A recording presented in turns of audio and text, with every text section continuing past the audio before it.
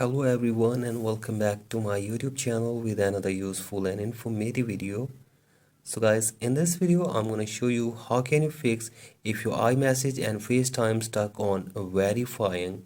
So guys, if you are trying to set up your phone number for your Facetime and iMessage but you are facing this problem and you are unable to use Facetime and iMessage in your device, here I will show you how can you fix it.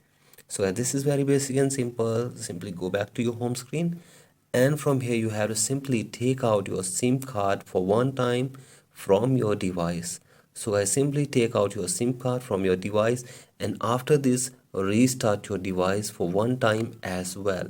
So I simply restart your device, and after this insert your SIM again in your device and check if the problem has been fixed or not.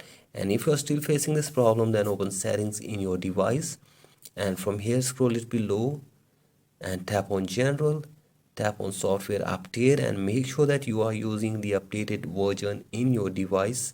And after this go back, and from here scroll it below, tap on date and time, and make sure that your date and time is correct, and turn on the toggle for set automatically from here as well.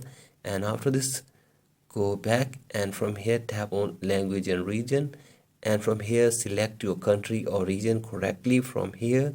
After this go back, tap on VPN and device management, and make sure that there is no connected VPN in this device. And after this scroll it below and tap on transfer or reset iPhone, tap on reset, and reset your network settings from here as well. So I'll enter the passcode and reset your network setting, and after this check if the problem has been fixed or not. And if you're still facing this problem, then you have to contact Apple support team for further information and help. So guys, hopefully after this your problem will be fixed. So that's it for today's video. Hope this video helps you. Please like and subscribe to my YouTube channel as well. Thank you.